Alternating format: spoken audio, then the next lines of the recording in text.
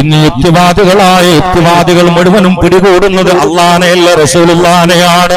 യുക്തിവാദികളുടെ സ്ഥാപനത്തിന്റെ പ്രസ്ഥാനത്തിന്റെ അധ്യക്ഷനായ ജബ്ബാർ മാഷിയുടെ അടുത്ത് അറിയാതെ സമ്മതിച്ചു പോയി ഞാൻ നിരല്ലാഹിവാദിയാൻ, നിരീശ്വരവാദിയല്ല. ലോകത്തിന് ഒരു സൃഷ്ടാവ് ശക്തി ഉണ്ടോ ഇല്ലേ അത് ഞാൻ പറഞ്ഞിട്ടേ ഇല്ല. ഉണ്ടെങ്കിൽ അത് അള്ളല്ല എന്നാണ് ഞാൻ പറഞ്ഞത്. നിങ്ങൾ ഒരു മനുഷ്യൻ ചെന്ന് വിടുന്ന കുഴിയോക്കാണ് ഈ വയസ്സുകാലത്ത്. ഇതൊക്കെ ബുദ്ധിയുള്ള ആൾക്കാരുടെ ഇടയിൽ റീമാർക്കല്ലേ ആയാതി വർത്താനൊക്കെ. പാന്റ് ഇട്ടിട്ട് താടി വെച്ച് കുലിക്കാൽ സംഗതി തീരുമല്ലോ. പറഞ്ഞതിന് പൊട്ടത്തരം മനസ്സിലാക്കണ്ടേ. ഞാൻ നിരല്ലാഹിവാദിയാണ്, ഈശ്വരവാദിയല്ല. ഒരു മനുഷ്യന്റെ അടുത്ത് പച്ച ഭാഷയിൽ നട്ടുച്ചക്ക് ഒച്ചയിൽ പറഞ്ഞൊരു വർത്താനാണ്.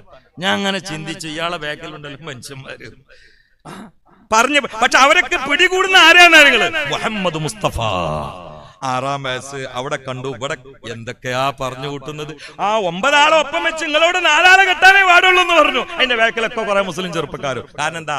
ലൗ കുന്നാ നസ്മഉ ഔ നഅഖിലു മാ കുന്നാ ഫി അസ്ഹാബിസ് സഈർ. ഡോക്ടർ ആരിഫ് ഹുസൈൻ അദ്ദേഹം നല്ല വായിച്ചിരുന്ന ആളാണ്. പക്ഷെ ഒരു മുർഷിദിന്റെ സഹായം തേടിയില്ല. പള്ളി ദർസിൽ മര്യാദ ഓതി പഠിച്ചൊരു കിതാബ് മനസ്സിലായ ആളോട് പോയി ചോദിച്ചില്ല. അവിടെ സലാം വൈസ് ഉണ്ടായിരുന്നു, അവിടെ നിന്ന് വന്നാൽ മതിയായിരുന്നു. വേറെ ഒരുപാട് ആലിമീങ്ങളുണ്ട്, അവരുടെ അടുത്തൊന്നും വന്നാൽ മതിയായിരുന്നു. നാം മറുകണ്ഠം ചാടൂല. പക്ഷെ വായിച്ചങ്ങോട്ട് പഠിച്ച്.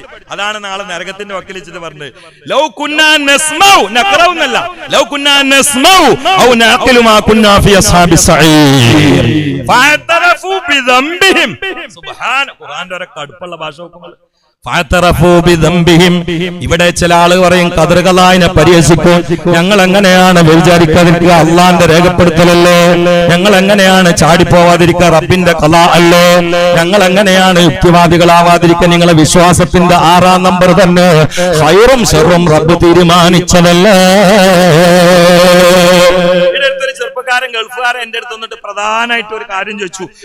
കിടന്നിട്ട് ഉറക്കം കിട്ടണില്ല, ഞാൻ ലിയാഖത്തിന്റെ ഒരു പ്രസംഗം കേട്ടതാണ്, എന്തേന്ന് ചോദിച്ചു. അല്ല, ഹൈറും ഷെറും ഒക്കെ ഇപ്പൊ അള്ളാന്റെ ആവുമ്പോ ഇപ്പൊ നമ്മള് പള്ളിയൊക്കെ പോകേണ്ട കാര്യമൊന്നുമില്ലല്ലോ, പുരയിൽ ഇരുന്നാ പോരേന്ന് വെച്ച്. ഞാൻ ചോദിച്ചു ഗൾഫിൽ എവിടെയെന്ന് വെച്ച്. അബുദാബിയിലാണ്. ഞാൻ പറഞ്ഞു അന്നും വെള്ളമൊക്കെ കതിർകലാകപ്പെട്ട തന്നെയാണ്. എനിക്ക് കിട്ടാൻ അന്നം വെള്ളം ഉണ്ടല്ലോ, അതും റബ്ബ് കണക്കാക്കിയതാണ്. അപ്പൊ ഞാൻ അബുദാബിക്ക് പോവാതെ പുരയിൽ ഇരുന്നാ മതിയോന്ന് വെച്ച്. അല്ല എന്തൊക്കെ കണക്കാക്കിയെന്ന് നോക്കണമെങ്കിൽ ഒന്ന് പണിയെടുത്ത് നോക്കണ്ടേ? കണക്കെന്താ നമുക്കറിയില്ലല്ലോ. റബ്ബിന്റെ ഖലാ എന്താണ് റബ്ബിന്റെ തീരുമാനം നമുക്ക് അറിയില്ലല്ലോ. ആ രഹസ്യം നമുക്ക് വിട്ടുതന്നിട്ടില്ലല്ലോ. അള്ളാഹ്ക്ക് അറിയല്ലോ. അതാണല്ലോ ഗഫാർ എന്നുള്ളതിന്റെ അർത്ഥം. ഗഫൂർ ഗഫാർ എന്ന് പറഞ്ഞാൽ ദോഷം പുറത്തു കൊടുക്കാന്നല്ല. അല്ല, അതതിന്റെ ഒരു ഭാഗമാണ്. അതിന്റെ ഡെഫിനിഷൻ അതല്ല. പിന്നെ കബീഹിനെ ഉള്ളിലാക്കിയിട്ട് ജമീലിനെ പുറത്താക്കുക എന്നതിന്റെ അർത്ഥം. അതാണ് ഗഫാർ. കബീഹിനെ ഉള്ളിലാക്കുക, ജമീലിനെ പുറത്താക്കുക. അതല്ല എല്ലായിടത്തും ചെയ്തു. നിങ്ങൾ നോക്കൂ, എന്റെ ശരീരത്തിൽ കബീഹായ കുറെ അവയവങ്ങളുണ്ട്. പുറത്ത് കണ്ടാൽ നിങ്ങൾ മൂക്ക് പൊത്തിയിട്ട് ഓടുന്ന അവയവങ്ങൾ എന്റെ അടുത്തുണ്ട്. കുടല്, പെട്ടി. ഇന്നങ്ങോട്ട് നോക്കണ്ട, നിങ്ങൾ അതിനേക്കാളും കട്ടപ്പോകണേക്കാൾ. അതെല്ലാരും കൂടി തന്നെയെന്ന് വെച്ച് ഇങ്ങനെ നോക്കുക. നിങ്ങളതും നമ്മളതൊക്കെ ഒരുപോലെയാണ് വിഷയത്തിൽ. ഇതൊക്കെ പുറത്തിറങ്ങിയാൽ നമ്മൾ സാധാരണ ഭാര്യമാരോട് ഒരു ഇതിന്റെ കരലാണ്. ആ കരലൊന്നാണ് പുറത്തിറങ്ങി നോക്കട്ടെ, ഒപ്പം കൊടുക്കോ? അല്ല, ഈ ശരിക്കുള്ള കരൾ തന്നെ ഒന്ന് പുറത്തിറങ്ങിയ ബെഡ്റൂമിൽ ഒപ്പം കൊടുക്കില്ലേ, നീ ചോടും. ഈ കരളുണ്ടല്ലോ ഉള്ളിക്ക് പിടിച്ചു വലിച്ചു, കുടലുണ്ടല്ലോ ഉള്ളിക്ക് പിടിച്ചു വലിച്ചു, പെട്ടി ഉള്ളിക്ക് പിടിച്ചു വലിച്ചു, കാണാൻ മോശമുള്ളതും ജനങ്ങൾ ഒപ്പിരിക്കാത്തതൊക്കെ ഉള്ളിക്ക് വലിച്ചു. ഇതാണ് ഗഫാർ.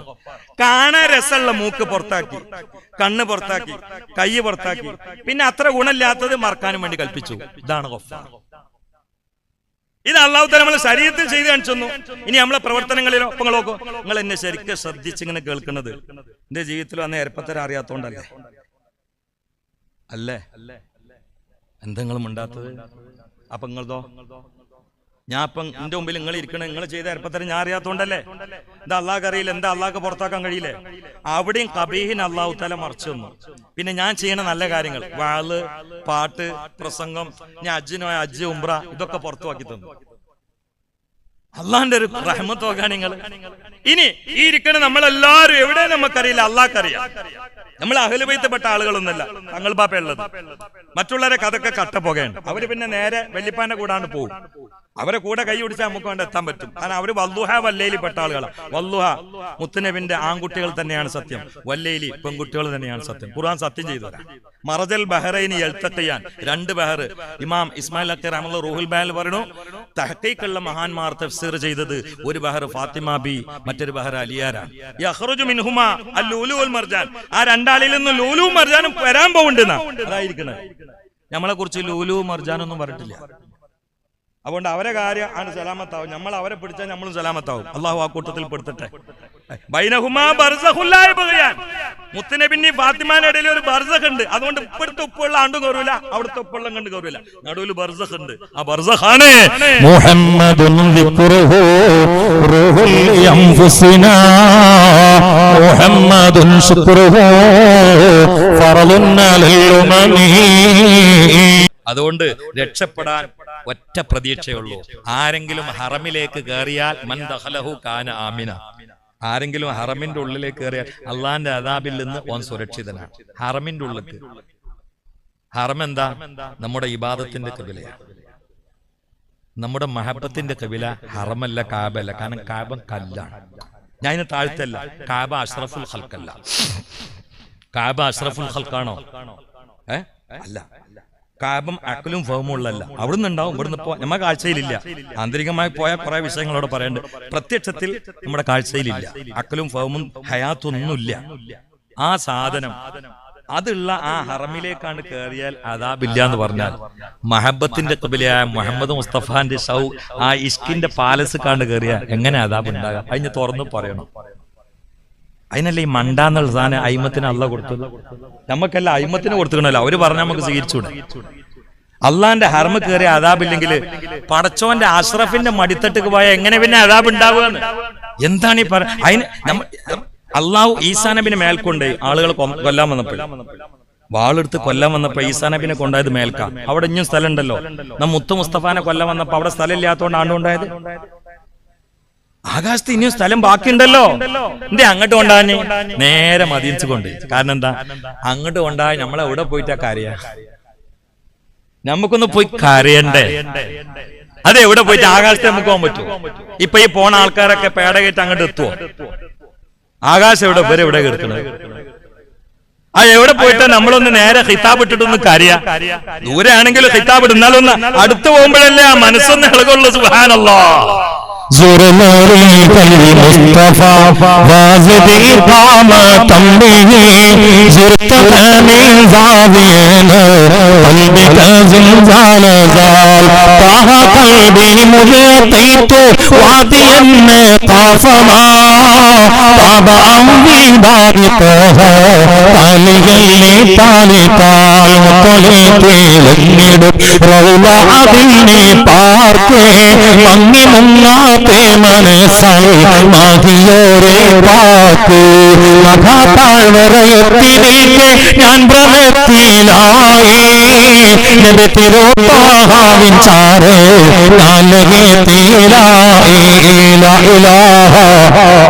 നിങ്ങളെ നിങ്ങൾ ഇറങ്ങുമ്പോൾ ഇത് ഉമറുൽ ഖാഹിരിയുടെ കവിതയാണെങ്കിലോ വെളിയങ്കോടെന്ന ഗ്രാമത്തിന് ലോകതലത്തിൽ അഡ്രസ് ഉണ്ടാക്കി കൊടുത്ത നികുതി നിഷേധ പ്രസ്ഥാനത്തിന്റെ ചുക്കാൻ പിടിച്ച ഇഷ്കിന്റെ മിസ്കിനെ വിതരണം ചെയ്ത ആത്മാവിന്റെ ദീപശിഖയായ സല്ലല്ലാഹുവിന്റെ രചയിതാവായ ഉമറുൽ ഖാഹിരി റഹിമഹുല്ലാഹ് റൗലയിൽ പോയി പാടിയത് മറ്റൊരു രൂപത്തിലാ. ഇത് കേട്ട് ത്വയ്ബത റൗമ സൗറത്തി ഖബരിഹി ഫഹുനാക കുന്തു അസ്മു റയ്യാന ശരിഹി ഉമീതു മദ്ഹു സല്ലി ഹൈബത്തി ഖബരിഹി ഹുബ്ബല്ലി എന്താണ് സുബ്ഹാനല്ലാഹ്. അതിന്റെ മലയാളം ഞാനിങ്ങനെ ഇരുന്നിട്ട് ഇടക്കിടക്ക് ഇങ്ങനെ ഉണ്ടാക്കും. ഉമർഖാദിന്റെ പേരക്കുട്ടി എന്റെ അടുത്ത് വന്നിട്ട് പറഞ്ഞു, വല്യപ്പാന്റെ സ്വല്ലല്ലാഹ് ഒന്ന് മലയാളത്തിലാക്കി തരണം. ആ കൊറോണ കാലത്ത് അപ്പോൾ ഒഴിവുണ്ടായിരുന്നല്ലോ. ഞാൻ ഇരുന്നിട്ട് ഇങ്ങനെ അവർ ഒരു 700 കുടുംബം ഉണ്ടായിരുന്നു. അവർക്ക് മുഴുവനും രണ്ട് കൊല്ലത്തോളം ഇത് ദർസ് എടുത്തി. അപ്പൊ ഞാൻ അതിന്റെ മലയാളം ഇങ്ങനെ ഉണ്ടാക്കി നോക്കുമ്പോഴല്ലേ, കാരണം ഈ ബൈത്ത് ഉണ്ടാക്കുമ്പോൾ ചില നിയമമുണ്ട്. ആദ്യപ്രാസം, മധ്യപ്രാസം, അന്ത്യപ്രാസം. ഇതില്ലെങ്കിൽ ആ പണിക്കരുത്,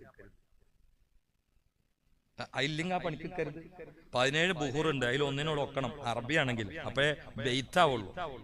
ഇത് അങ്ങനാണ്ട് ഉണ്ടാക്കുക. എന്നിട്ട് ബെയ്ത്ത് നോമനെ പേരിട്ടിട്ട് അവാർഡ് വാങ്ങാൻ കാത്തുക്കുക. ആൺകുട്ടികൾ 17 ഇട്ട് തൂക്കൂലേ? സുബ്ഹാനല്ലാഹ്. മലയാളം അങ്ങനെ തന്നെ. കവിത എന്നൊക്കെ പറയണമെങ്കിൽ പ്രാസം ഉണ്ടാവണം. ആദ്യം, മദ്യം, അന്ത്യം. ഉമർ എല്ലാ കവിത എടുത്ത് പരിശോധിച്ചു. അൽഫിയന്നെ നോക്കി, എന്താ അതിന്റെ മനോഹാരിത, കുറച്ചാണ്ട് കഴിഞ്ഞ കാണില്ല. അല്ല അങ്ങനെ ഉണ്ടല്ലോ, അതുണ്ട്. വല്ലാഹു യഖ്ലി ബിഹിബാത്തിൻ വഫിറ ലിവാലഹു ഫീ ദറജാത്തിൽ ആഖിറ. എന്താണ് അതിന്റെ സൗന്ദര്യം നിറങ്ങൾ. സുബ്ഹാനല്ലാഹ്. ഇബ്നു മൂത്തിന്റെ അൽഫിനേക്കാൾ എന്ന് പറഞ്ഞപ്പോ കുറച്ച് കടുത്തു പോയെന്ന് തോന്നി. അപ്പൊ അതിന് തൗബായി അടുത്ത കവിത അതിലും പ്രാസം. സുബ്ഹാനല്ലാഹ്. നാളെ ഒരു പാട്ട് കേട്ടു നബിദിനത്തിന് പ്രസംഗിക്കായപ്പോഴേ ഫുഡ്തങ്ങ് മുട്ടിരിച്ചാടും. അള്ളാഹ്ക്ക് വഴിപ്പെട്ട് ജീവിച്ചെങ്കിൽ നാളെ സുബർഗത്തിൽ കടക്കാന്ന്. ഞാൻ പറഞ്ഞ അത് മലയാളത്തിൽ പറഞ്ഞ പോലെ അതിനിങ്ങനെ അടിക്കണോ? അത് കവിത, അത് മലയാളത്തിൽ വർത്താനം പറഞ്ഞ പോരെ. അപ്പൊ ഇത് ഭയങ്കര പ്രയാസ. ഇത്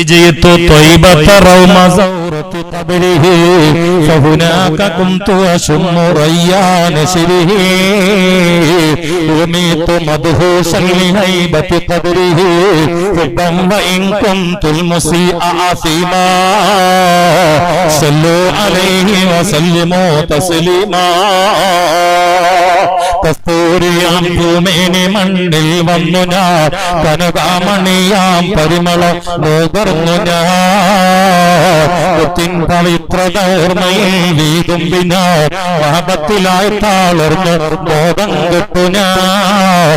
സല്ലു അലൈഹി വസല്ലിമു തസ്ലീമാ. ഈ രണ്ടെണ്ണം ഞാൻ സത്യം ഞാൻ അങ്ങനെ പറയാറില്ല. സനത് വാങ്ങിയ മുത്തലിമ്യങ്ങൾക്ക് വേണ്ടി മാത്രം പറഞ്ഞതാണ്, വേറെ ഒന്നിനും പറഞ്ഞല്ല. കവിതകളൊക്കെ പരിശോധിക്കുക, അത് അങ്ങോട്ടും ഇങ്ങോട്ടും നോക്കാം. കുറെ കാര്യങ്ങൾ ഇവരിൽ നിന്നൊക്കെ പഠിച്ചിട്ട് ഇനി ഇറങ്ങിയിട്ടില്ലെങ്കിൽ സമുദായത്തിനിടയിൽ പൊട്ടിപ്പോകും. പ്രബോധനത്തിന്റെ രീതി മാറിയിട്ടുണ്ട്. നമ്മള് പ്രസംഗിക്കാൻ പോയാൽ നമ്മള് മയ്യത്തും മുങ്കർണിക്കർ കുറെ സാഹസിലുണ്ടാവും. പ്രഭാഷകൻ മയ്യത്താണ്, ചോദിക്കാൻ ഒരു പണിയില്ലല്ലോ, അങ്ങനെ ചോദിച്ചു കൊടുത്താൽ പോരെ. അപ്പൊ മറ്റാളെ സഹായം ഉണ്ടാവും. ആരെ? ഇബ്ലീസിന് അറിയാത്ത ശരീഅത്തും തരീഖത്തും ഹഖീഖത്തും മാരിഫത്തൊന്നും ഇല്ലല്ലോ. ഓന്റെ ഇൽമ 80,000 കൊല്ലം മലക്കൊക്കെ ദർശനം അഭിപ്രായം. എത്ര കൊല്ലം? ഞാൻ ഇപ്പൊ 40 കൊല്ലം സദറായ ഖിദ്മത്ത് ചെയ്ത ഒരാളെ അനുസ്മരണ പ്രഭാഷണം നടത്തിയിട്ട് ആ സമ്മേളനത്തിൽ പങ്കെടുത്തിട്ട് വിടും. 40 കൊല്ലം. അപ്പോഴേക്ക് ഭയങ്കര അത്ഭുതമാണ്. അല്ലാഹു തആല അദ്ദേഹത്തിന് ദർജ ഉയർത്തി കൊടുക്കട്ടെ. 80,000 കൊല്ലം മലക്കുകൾ എന്ന് പറഞ്ഞാൽ നമ്മളെ കുട്ടികളെ മൊബൈൽ തോണ്ടുന്ന ആൾക്കാരല്ല. ഇപ്പൊ ലമീറൊക്കെ മടങ്ങണേ പള്ളിക്കാട്ടുകാണ്. നിങ്ങളെ കുറിച്ചല്ല, പൊതുവേ ദർശന്റെ ഒക്കെ അവസ്ഥ വരെയാണ്. ആ ഇൽമിനുള്ള ആ ലദ്ദത്തുണ്ടല്ല, ഷൗക്ക് പലയിടത്തും പോയി. ഈ സാധനം ഇറങ്ങിയോട് കൂടി നിങ്ങൾ രാത്രി മുസാഫ് എടുത്ത് നോക്കാൻ, ഇന്ന് രാത്രി 12 മണിക്ക് അപ്പ ഉറങ്ങും. ഞാൻ മൊബൈൽ എടുത്ത് നോക്കാൻ സുബേരെ ഉറങ്ങും. ഒറ്റ ഇരിപ്പായി. ഇത്ര ലഹരിയാണ് ഇത്. ലഹരി എന്ന് പറഞ്ഞാൽ എന്താ? നമുക്ക് നമ്മുടെ ശ്രദ്ധയും മുഖവും മാറ്റം പറ്റാതെ ലയിക്കുന്ന സാധനത്തിനാണ് ലഹരി എന്ന് പറയാം. 2 ലഹരി എന്നുള്ളത്, ഒന്ന് പൊടി, മറ്റൊന്നത്. 2 ലഹരി. നിങ്ങൾ ആരെങ്കിലും ഈ സദസ്സിൽ ഒരാഴ്ച മൊബൈൽ എനിക്ക് വിട്ടുതരുമോ? ലഹരിയാണോ അല്ലോ എന്ന് പരിശോധിച്ച് നോക്കാം. ഓരോരുത്തരും മൊബൈൽ ഏരി അടുത്ത ആഴ്ച ഞാൻ കൊടുന്നേരാം. എന്റേത് ഞാൻ ഒരു കൊല്ലം നിങ്ങൾക്ക് തരാം. ഡയറി നിങ്ങൾ ശ്രദ്ധിച്ചാൽ മതി. ആളുകൾ വിളിക്കേണ്ട ഡേറ്റ് ഒക്കെ ഏറ്റെടുക്കുക. എനിക്കൊരു പ്രശ്നമില്ല. അതോ ഇത് പറയാൻ എനിക്ക് അറിയാതുണ്ട്, അർഹത ഉള്ളതല്ലോ പറയാം. ഇത് നിങ്ങൾക്ക് പറയാൻ അറിയാതുണ്ട്. എന്റെ മൊബൈൽ നിങ്ങൾ വാങ്ങണം, ഡയറിയും ശ്രദ്ധിക്കണം. ഒരു പ്രശ്നമില്ല. അതുകൊണ്ട് എനിക്കിത് ലഹരിയല്ല. എന്നാ അത് തിരിച്ചൊന്നും ഇങ്ങോട്ട് തരുമോ? നാളെ മാനസിക രോഗം വരും. ഐക്കലുമേ മാറൂല, നൂലുമേലും മാറൂല. കാരണം ഈ ഫിരീത്ത് അങ്ങോട്ട് കയറിയതാണ്. അള്ളാഹു കാത്തുരക്ഷിക്കട്ടെ.